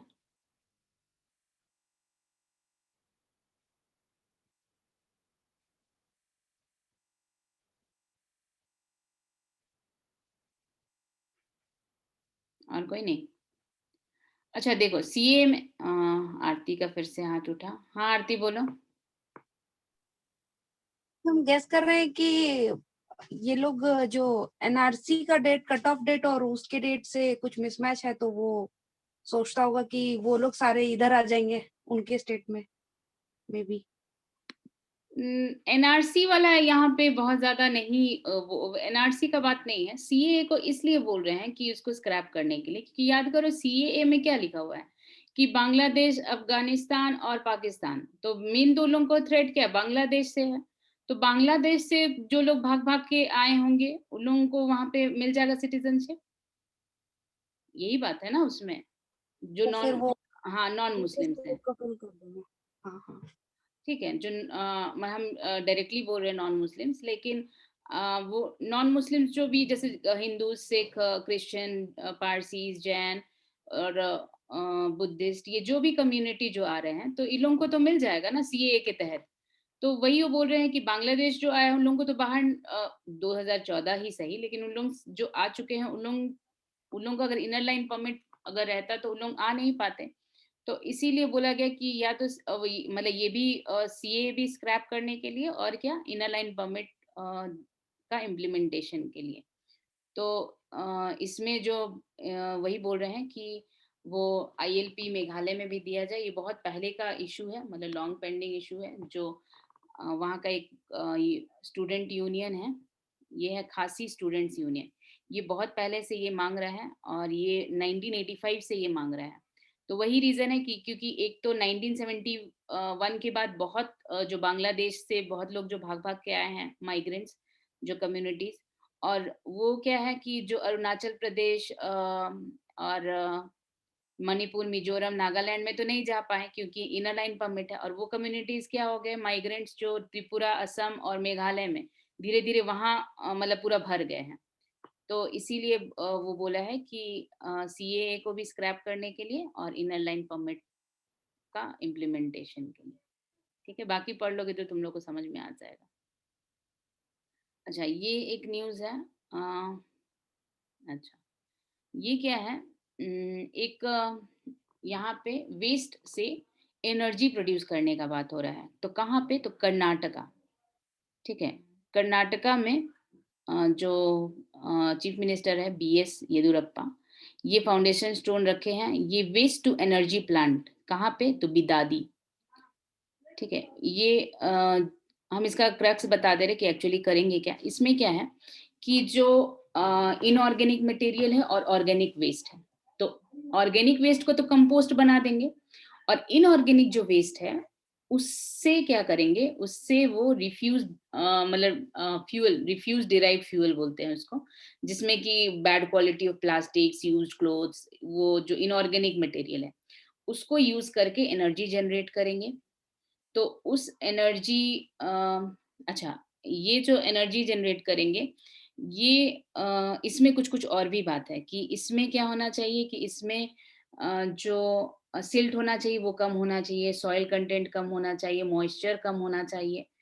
तो बोला जा रहा है कि इससे एनर्जी कम जनरेट करेंगे और इससे जो होगा 11.5 मेगावाट का पावर जो होगा वो जनरेट होगा। और ये बोल रहे हैं कि इस प्लांट में 600 टन्स पर डे जो आरडीएफ है वो यूज होगा। ठीक है, तो इसके लिए कुछ चैलेंजेस भी हैं। तो चैलेंजेस क्या है कि एक तो ये चैलेंजेस है कि ठीक है, ऑर्गेनिक मटेरियल से तो कंपोस्ट बना लिए, वो सब ठीक है, लेकिन इनऑर्गेनिक वेस्ट का जो साइज होना चाहिए उसके लिए उसको अलग से इनऑर्गेनिक वेस्ट को अलग करना। ठीक है, उसके लिए अब उसको छानना पड़ेगा। ठीक है, उसका पार्टिकल का उतना साइज होना चाहिए यूज करने के लिए। फिर हम क्या बोले, सॉइल कंटेंट, सिल्ट कंटेंट और मॉइस्चर कम होना चाहिए, जबकि देखा ये गया है कि वो कुछ परसेंटेज है, 5%, 5% ऐसा रहना चाहिए, यहाँ पे 20%, 15% है। तो वो एक चैलेंज है। फिर और क्या है कि ये जो पावर जो जनरेट होगा ये करीब 7 से 8 किलोवाट आवर, मतलब उसका कॉस्ट इतना पड़ेगा, 7 से 8 रुपए। और जो कि प्रॉपर जो कन्वेंशनल फ्यूल जैसे कोल से जो होते हैं वो 3 से 4 रुपए में होते हैं। तो इससे बोल रहे हैं कि ये प्लांट तो जरूर लगा दे रहे हैं, लेकिन ये कर्नाटका जो पावर ट्रांसमिशन कॉर्पोरेशन जो लिमिटेड है, वो उसको ये चैलेंज है कि इतना महंगा करके ये पावर जनरेट करके भी क्या फायदा होगा। तो लेकिन बोले अगर वो ये सब ठीक कर पाए और मतलब उसी दाम में अगर पावर जनरेट कर पाए तो अच्छा बात है। और फिर बोल रहे हैं तब इसके लिए उनको और भी मतलब जो एनर्जी कर्नाटका में चाहिए उसके लिए और भी प्लांट का जरूरत पड़ेगा, 3 वैसा ही कुछ 3 बड़े प्लांट या फिर 6 छोटे प्लांट, जो कि जो वेस्ट को, इनऑर्गेनिक वेस्ट को यूज कर सके। ठीक है, क्योंकि वहाँ पे करीब 2500 से 3000 टन पर डे वो आरडीएफ जनरेट होता है। तो ये पढ़ लेना, ठीक है? बस उसी को लेके न्यूज़ था। याद रखोगे क्या-क्या बिदादी में हो रहा है और इनऑर्गेनिक मटेरियल से ये बनाया जा रहा है, ऑर्गेनिक मटेरियल से नहीं, इनऑर्गेनिक मटेरियल से। अच्छा, एक MPs raise concern over exemption of privacy bill. अच्छा, हम लोग का डेटा प्रोटेक्शन बिल 2019 का ये बात है। तो उस वो ना जॉइंट पार्लियामेंट्री कमिटी के पास गया था ये डेटा प्रोटेक्शन बिल। तो उसमें जो 10 मेंबर्स हैं, ये कुछ अमेंडमेंट करके ये मतलब अमेंडमेंट करके ये प्रपोज़ किए हैं। अमेंडमेंट क्या किए हैं कि डेटा प्रोटेक्शन बिल जो है, इसमें ये बोले हैं मतलब एक क्लॉज़ लाए हैं, जिसमें कि क्या है कि बिल जो है सेंट्रल गवर्नमेंट को ये पावर देती है, सेंट्रल गवर्नमेंट को, कि वो चाहे तो किसी भी गवर्नमेंट ऑफिस या किसी भी गवर्नमेंट ऑफिशियल को इस डेटा प्रोटेक्शन बिल से मतलब उनको प्रोटेक्शन दे सकती है। मतलब बोलने का मतलब है कि वो चाहे तो उनसे मतलब वो उनका प्राइवेसी मेंटेन किया जा सकता है। मतलब उनसे कोई कुछ नहीं पूछेगा। ये सेंट्रल गवर्नमेंट को पावर दी है, ठीक है? तो इसमें जो बाकी एमपीज़ हैं, बहुत सारे एमपीज़ हैं, वो जयराम रमेश है, फिर महुआ मोइत्री है, कुछ-कुछ हैं। उन लोग बोले कि ये जो एक्ट में जो अमेंडमेंट किया गया है कि ये जो पावर सेंट्रल गवर्नमेंट को दिया है, जिसमें कि वो जिसको चाहे जिस गवर्नमेंट ऑफिशियल जिस गवर्नमेंट एजेंसी को चाहे उसको ये एक्ट्स के परव्यू से बाहर कर दे। तो ये जो पावर होना चाहिए, ये सेंट्रल गवर्नमेंट के बजाय ये पार्लियामेंट को होना चाहिए, ठीक है? क्यों? क्योंकि जो प्राइवेसी है वो फंडामेंटल राइट है और ये article 21 of the constitution of India के तहत मिलता है और इसमें क्या है कि अ, इससे एक्सेप्शन मतलब गवर्नमेंट को कोई अधिकार नहीं होना चाहिए कि गवर्नमेंट इसका एक्सेप्शन करे और ये पार्लियामेंट को होना चाहिए। ऐसा ही ये मतलब ऐसी एक आर्टिकल इसमें आया हुआ है। ठीक है, तो वही कंसर्न है कि सेंट्रल गवर्नमेंट के पास नहीं जा करके जो एग्जेम्पशन का जो कोई भी एजेंसी का एग्जेम्पशन का जो पावर है वो पार्लियामेंट के पास होना चाहिए। ठीक है, अब आते हैं हैदराबाद। तो हैदराबाद का अच्छा ही न्यूज़ है। तो ये न्यूज़ क्या है ना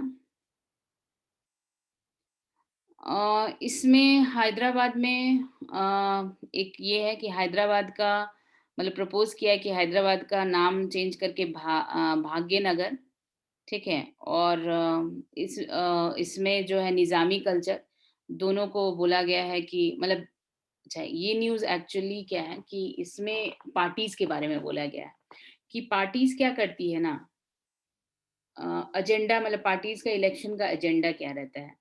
ये एजेंडा ये नहीं रहता है कि डेवलपमेंट क्या करेंगे, ठीक है? वो डिविसिव पॉलिटिक्स देखती है, ठीक है? मतलब या तो हिंदू जो ग्रीवेंसेस है उसको नर्चर करती है और उन लोगों का अटेम्प्ट क्या होना चाहिए लोकल इश्यूज को जो पोलराइज्ड है उसको ठीक करना और मतलब जो सोसाइटी में हार्मोनी है उसको ठीक करना मतलब उसको बनाए रखना।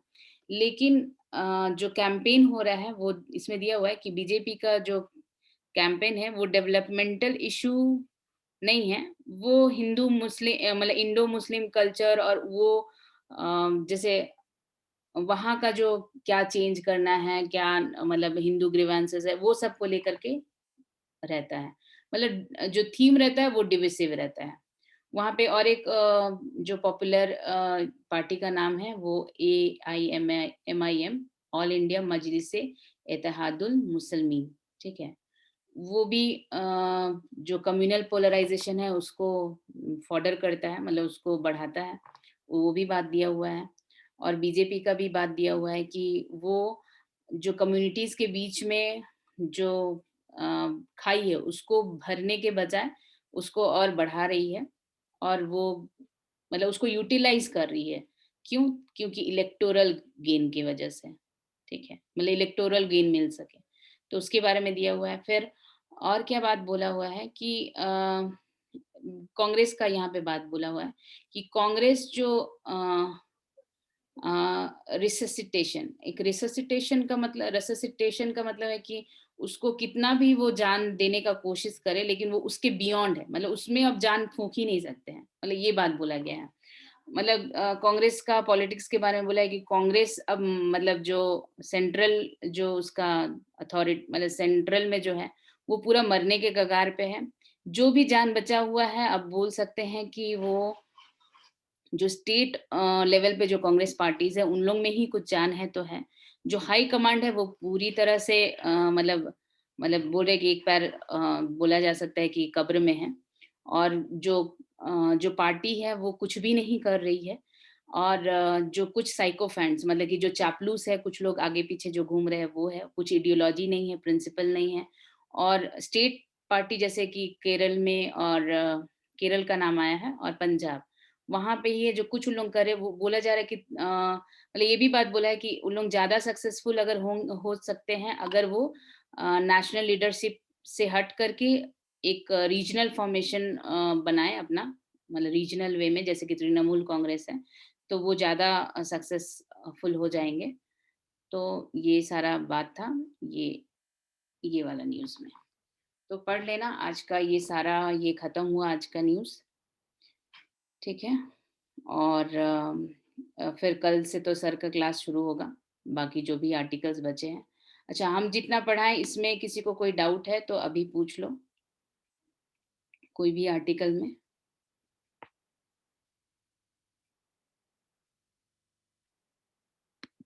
हाँ शिवम लिखो, हम बता देंगे डाउट।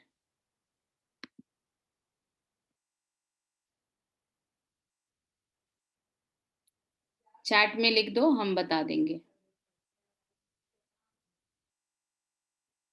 बाकी और किसी को डाउट है? अच्छा, चैट में पढ़ ले क्या है।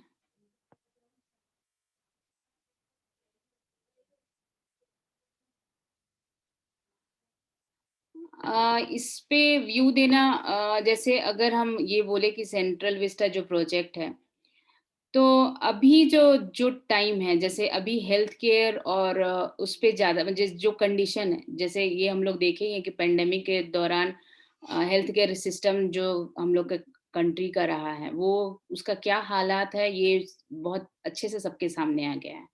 तो इस टाइम में फ्यूचर में 10 साल बाद, ठीक है, 10 साल बाद वो देखा जाए तो वो सेंसस, क्योंकि 226 का जो बात आ रहा है कि 226 में कॉन्स्टिट्यूएंसीज में जो सीट्स है वो बढ़ेंगे डिमिलिटेशन कमीशन पे। तो 10 साल बाद जो होने वाला है, हाँ ठीक है, अगर कंडीशंस बहुत अच्छा रहता है इकोनॉमी का और इस तरह का ये मतलब डाउनफॉल टाइप का नहीं रहता, तो फिर हम लोग बोल सकते थे कि हाँ ठीक है प्रोजेक्ट।